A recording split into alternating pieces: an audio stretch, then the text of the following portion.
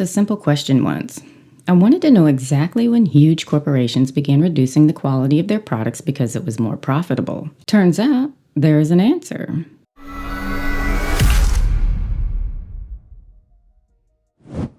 January 15th, 1925. Geneva, Switzerland. The Phobos cartel. Osram, Philips, General Electric. They got together in a fancy room and agreed to make your light bulb die faster. Let me repeat that. They deliberately reduced the lifespan of the light bulb from 2,500 hours to 1,000 hours. And they fined manufacturers whose bulbs lasted too long. You heard that right. They punished quality. That's like fining a chef because the food tasted too good, or firing a mechanic because the car kept running. It is the moment capitalism looked in the mirror and said, you know what? Actually, let's be worse on purpose. And that was just the first brick in the wall of the extraction economy. Here is what the cartel discovered. Durability is a liability. Think about it. If you make a product that lasts 50 years, you sell one, then you go bankrupt. Your grandchildren will be standing outside the factory holding a sign that says, Grandpa made a refrigerator that actually worked. Now we have nothing. So you build a lifespan, 5 years, 3 years, just past that warranty. Then you sell another, and another, and another. This is the death cycle. And once you are in it, you cannot stop. Because if you try to build a longer lasting product, say a phone you can repair with a screwdriver instead of a PhD in materials science, you cannot compete on price. The market punishes durability. The market rewards failure.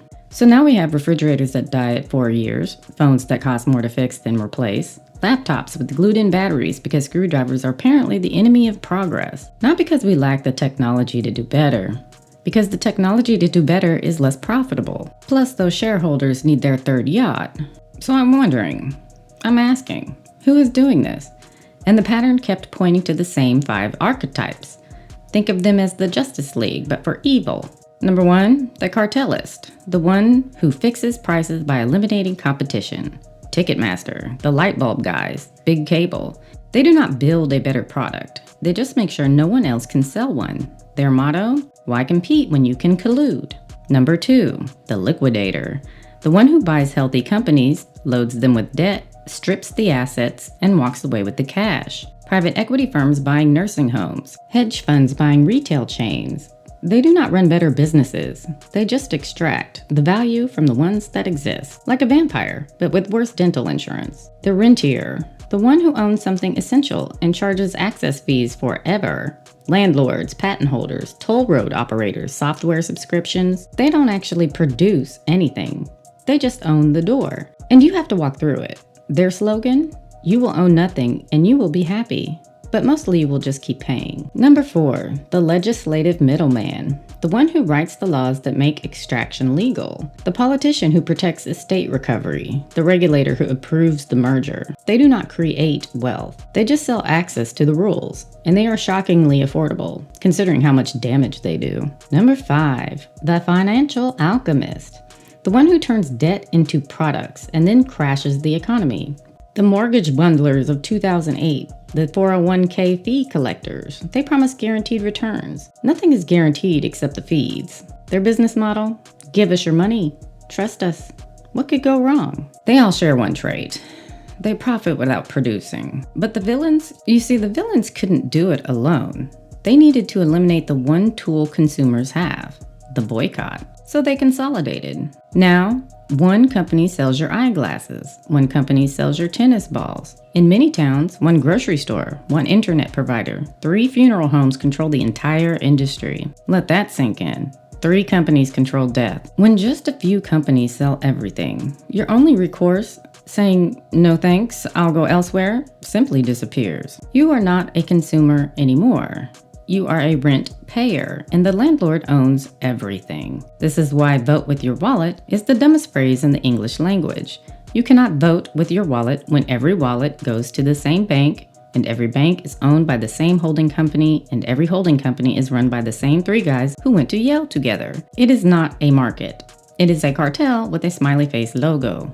The most elegant trap is the retirement system. The 401k turned workers into investors without giving them investor wealth. Your retirement depends on the stock market rising. The stock market rises when corporations extract more value, higher prices, lower wages, fewer benefits. So you cheer when the market goes up. But the market goes up when you pay more at the grocery store, when your wages stay flat, when your insurance denies your claim. You are celebrating your own extraction. You are literally cheering for the people who robbed you because your 401k statement went up 200 while inflation ate 500 of your purchasing power. The median 401k balance for near retirement Americans is around $100,000. Investors see a $10,000 increase in their portfolio and they think, great, my portfolio is expanding. I'm getting richer. But what they don't know is that inflation eats 5,000 of that. And then the corporation extracts another 5,000. And they actually net zero. But they feel wealthy just because that number went up.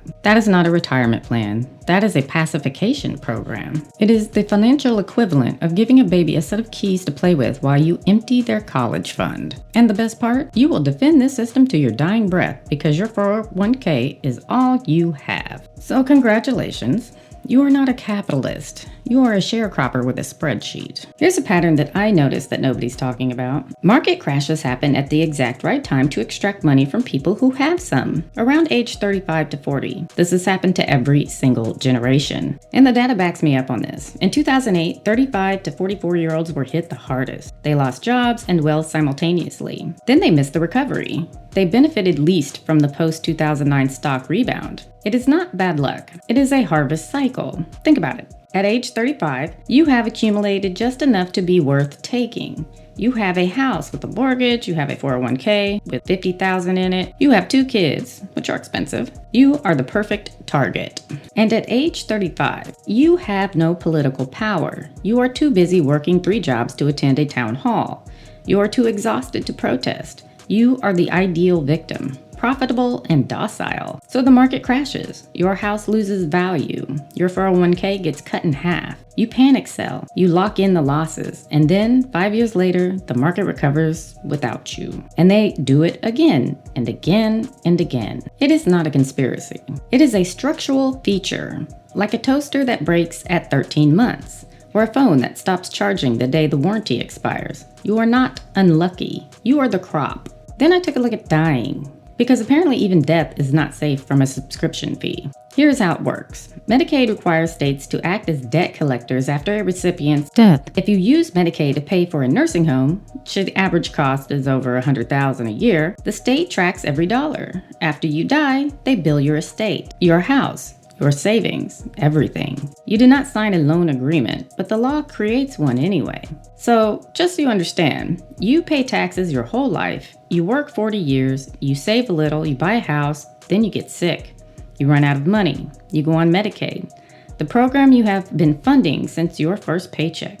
And then when you die, the state takes your house. This is not a safety net. That is a debtor's prison financed by the state. And to make it worse, states are raising the income limits for Medicaid.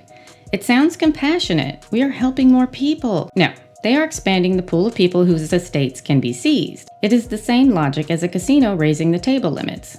They are not being generous. They are just increasing the number of people who can lose. Now, I've been in nursing homes. I know the truth. There are no real nurses.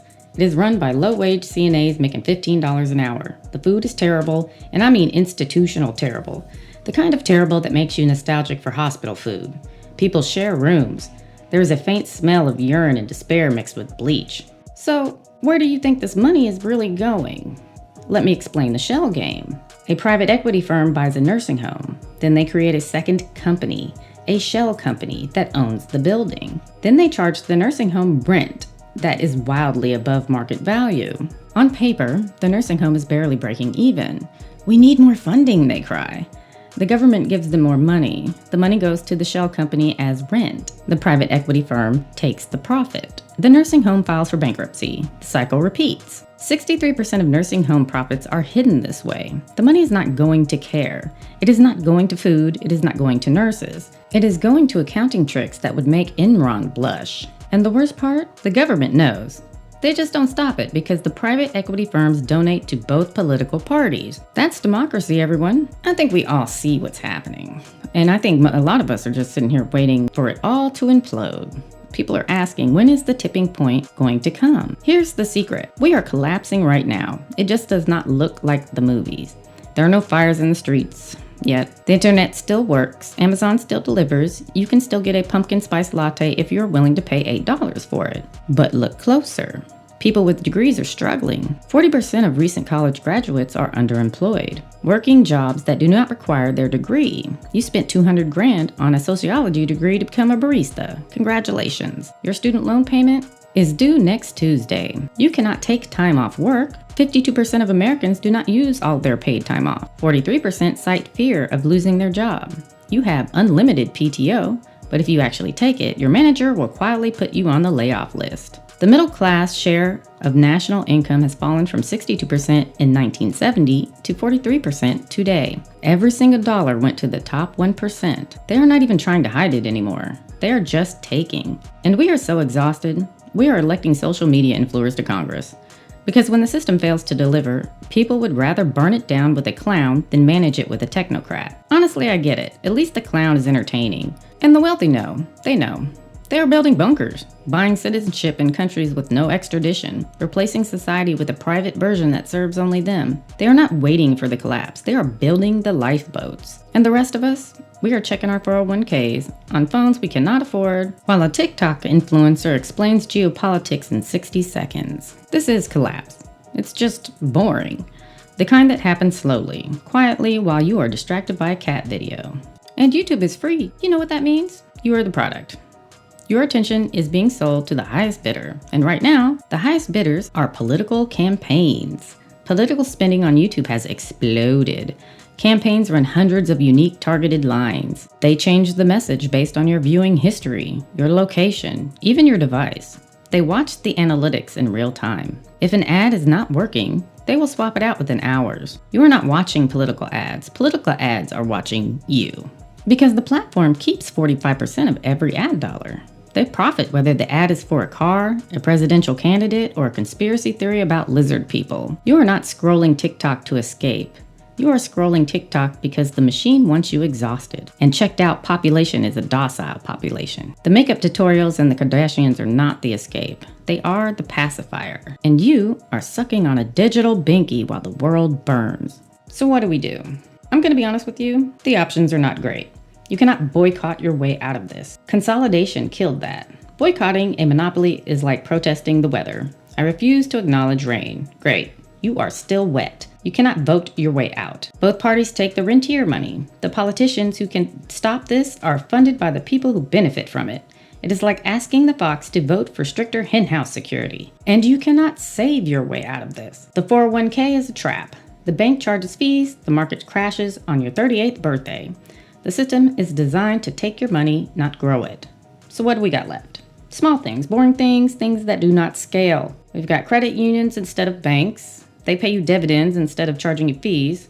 Revolutionary concept, I know. Co-ops instead of corporations, owned by the workers or the customers, anyone but a hedge fund really. And repair cafes instead of replacement cycles. Fix your toaster, it's not that hard. The manufacturers just want you to think it is. Mutual aid instead of insurance. Your neighbors help you, you help your neighbors, no CEO takes a cut. Local networks instead of global platforms. Buy from the farmer, sell to the neighbor. Ignore Amazon. These do not scale. They will not make you rich.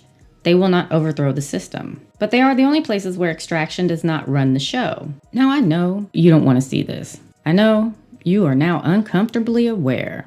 I don't want to see it either. I want to be the one scrolling TikTok. I want to be the one watching makeup tutorials and burying myself in mindless oblivion. I want to care about which Kardashian did what. I want to watch a 45-minute video about someone reorganizing their pantry. But I cannot unsee. And neither can you. The question is not whether we see. The question is whether we let the seeing crush us. We are allowed to rest. But rest is not the same as surrender. The machine wants us to believe that either way we are fully in or fully out. This is a lie. Because the extraction economy cannot survive being seen. And now we see. So go ahead, scroll TikTok, laugh at the cat videos, watch that makeup tutorial. But remember, every time you close the app, you have a choice. You can go back to being the product, or you can be a tiny, annoying, glorious pain in the Rentier's ass. I know which one I'm picking.